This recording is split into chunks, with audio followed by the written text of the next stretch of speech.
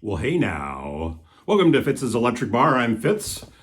I'm at the bar and serving up some tunes instead of drinks. Thanks for joining me. Today I'm going to be doing something in one of my series called Mood Music. And this is music that triggers my allergies. I find myself, getting a little bit itchy in the eyes and there's a few tears or whatever. Couldn't be emotion, could it? I'm not sure. I'm a guy and we don't really know what emotions are. We've only got two or three. So in all seriousness, music that moves me and particularly makes me feel sad. I laugh because I have been told many times that my taste tends to veer towards the melancholic.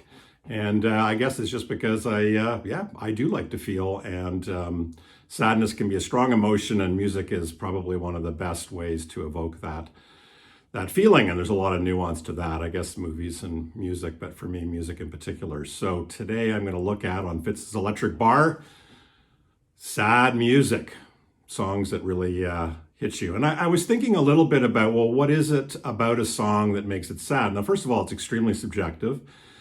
Something that I might find very moving, somebody else would walk on by, so to speak, and it won't mean much to them. So, I think one aspect certainly is the lyrics, but I don't know about you guys, but I find that I probably spend about 70 or 80 or 90%, I don't know, like a very high amount goes on the actual music, the sound of the song. It has a big impact on me, and the lyrics creep through. And unless there's certain artists like Elvis Costello and Bob Dylan, I'm not always fully on top of the lyrics, but you can sometimes, even if you don't know exactly what's said, you can certainly feel what the song is trying to convey. And I think great songwriters are able to make it sufficiently obtuse, I guess, so that you can apply it to whatever you want to apply it to, and it can have multiple meanings, and that they're not dictating the specific meaning of a song. That said, sometimes it's very direct. It's about a girl, it's about a guy, and there's tremendous sadness in that.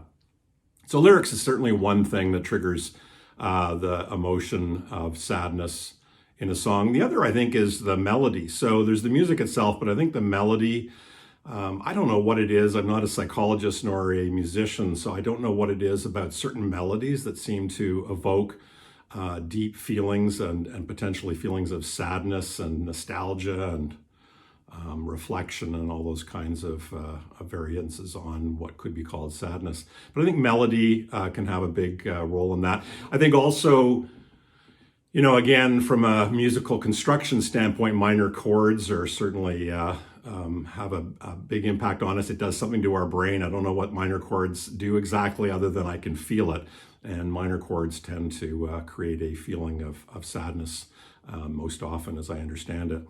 Another thing about a song that can make you feel sad or feel deep emotion, particularly I'm focusing on sadness today, is a connection to your life. I can remember listening to Michel Schach's Come a Long Way, and when my father died, and I was driving back and forth between my aunt and uncle's house, and that song came on for the first time I'd ever heard it, and I was deeply moved by it. When you're in an emotional state like that, somebody close to you dies, it seems like you are just cracked open and more available to, or more capable of hearing lyrics and feeling the song. So a connection to a time can certainly have a big impact on that. And when you listen to that song, it ties back to that time. I think the other part is, this is something that's hard to define, but you can certainly feel it, as the vulnerability of the singer and their ability to be able to convey their own deep sense of sadness, regret, loss, whatever it may be. And really great singers are true performers, and they're able to evoke those feelings in their vocal performances, and that's really cool. And I've got some records to kind of highlight that. And in the end, as I say, it's all very subjective. So I'm going to jump into some records. I've got tons and tons, but I'm going to jump into like 5 or 6 or 7 records that for me have evoke deep sadness in a good way, like in a way that I find is very meaningful. So first off, to prove that you don't always need lyrics in a song for it to be deeply meaningful and sad, Some Other Time, Bill Evans. The version on this is fabulous. There's also a fairly recent discovery of some lost Bill Evans music in the Black Forest, and it's even more stripped down and basic arrangements. You just recognize, however you listen to the song, it is very powerful. Some Other Time. Interestingly, there was a Bill Evans and Tony Bennett compilation here. Complete Tony Bennett, Bill Evans. This is a 2 CD set. And Tony Bennett singing the lyrics to Some Other Time.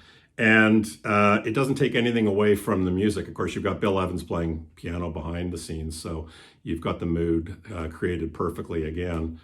But for me, what that song means, and again, this is super subjective, but it's somebody is saying, oh, I'm sorry we didn't get together, but that's okay, we'll do it some other time. But you can tell by the way that the narrator is telling the story, and by the sounds of the notes, that they will never see each other ever again. And the expression of we'll get together some other time is never going to pass, and their opportunity to meet each other again is gone. It's over. Sad. Another one that I really love, Justin Townes Earle. I've put this up before. I like to recontextualize why I like certain albums or songs. This one I've mentioned before, tremendous production, great songwriting, as is always the case with Justin Townes Earle.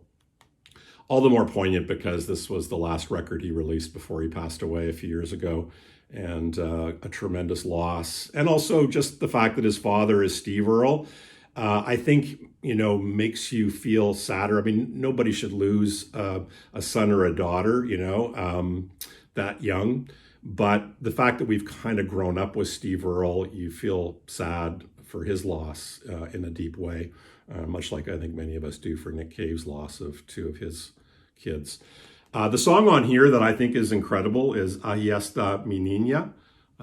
It's a song about his mother. And again, I guess the context of this for me, it's a beautiful, lovely ballad. And I guess with his passing, it just brings there's a greater significance or meaning to that makes it, for me, tremendously sad. One that is both beautiful and often in beauty is great sadness is the famous Waterloo Sunset, Kinks off of this particular one, Something Else by the Kinks. What is it about that song, about them sitting by the bridge and watching Waterloo Sunset? I feel like, again, without having the lyrics fresh in my mind, it's about the loss of possibility, the past. The future will never recapture the glory of the past, and a lost love. And again, I may be completely wrong, and Ray Davis might look at me and say I'm crazy, but that's what I take out of it. And anybody, whatever you take out of it, I think most singer-songwriters would say, well, you're right, if they're smart.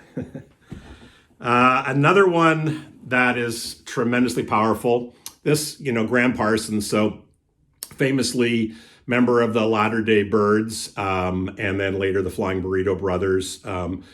Some consider him to be almost the father, or kind of one of the founders of what we would later call country rock, which isn't necessarily my favorite genre, but there's certainly a lot of great music in that genre.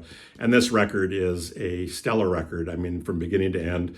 I think this was his first record, but I may be wrong. Maybe GP was his first record, solo record. And singing with Emmylou Harris, which is amazing. But the particular track that always gets me every time is $1,000 Wedding. There's supposed to be there was a funeral today, and I don't shouldn't try to say the lyrics when I don't remember them, but just you can feel the tragedy and the loss in every note of what's being sung on this song, $1,000 Wedding, and it's really, really great. By the way, I'm decided I'm going to try doing playlists, and I'm going to put a playlist of this music on Tidal. So for those of you on Tidal, I don't know if you can just listen to it without having a subscription, but my moniker, and I'll put this down below, is BD Fitz G. So BD D-F-I-T-Z-G. And this will be mood music, sadness, or songs to trigger my allergies. I don't have this on vinyl, but Elbow, this is the greatest hits one. My Sad Captains. I don't know. I can't really put into words what it is, but when I hear this song, it feels again of tremendous loss, heroism. You know, it's stunning. I love Elbow, and it's strange because they, to me, they're a glorious band with incredible arrangements and depth of singer-songwriting. Songs themselves are great. I don't think they ever come to Canada, or at least they may come to Toronto, but they don't come to Vancouver. And I regret not going to see them in Seattle when they've come in the past, and I'll try not to make that mistake again if I get the opportunity. Next up, Kate Bush. This record's kind of interesting because I think for quite a while it was not, when she was producing music, this was considered to be an outlier and not necessarily one of her outstanding pieces in her catalog. But it's getting its due now as people look at her catalog and the fullness of the things that she's released. And this is an outstanding record, but it is, it takes, more work. Like a lot of great records, you need more time to really listen to it, to get the depth of the songs and also the arrangements. There's a lot of sophistication. And as with any sophistication, the first time you hear it, you don't really fully get it. It's not like a perfect, beautiful pop song or pop album. With repeated listens, it starts to make sense and it starts to really lock in. And this album is like that. The song off of this that I just think is incredible is All the Love. Some really nice orchestration. And the part that really gets me every time is the very end of the song is a series of voicemail messages left on what I think was left on Kate Bush's answering machine of family members and friends. But it's really haunting because now that we have this, 25, 30, 35, I don't know, years ago, I'm sure lots of those people are gone, and it's like captures a moment in time that in future is, you look back and that time is gone. There's just no getting around it. So the passage of time, I think time is often a theme that can generate a lot of sadness. You think of the Rolling Stones, Time Waits for No One, and things like that. All the Love, tremendous song. And finally, the band, Rick Danko, who I think is, the three vocalists from the band, all three amazing. Richard Manuel, Rick Danko, and Levon Helm have their own style and approach. Rick Danko, and off of this one here, Northern Lights, Southern Cross, not necessarily the best known one, but it makes no difference. Just such a beautiful song and so heartfelt. And he's the perfect one to sing it. He holds notes just beautifully. And I'll just read you a little piece of the lyrics from this. Without your love, I'm nothing at all. Like an empty hall, it's a lonely fall. Since you've gone, it's a losing battle. Stampeding cattle, they rattle the walls. And then the chorus. And the sun don't shine anymore. And the rains fall down on my door.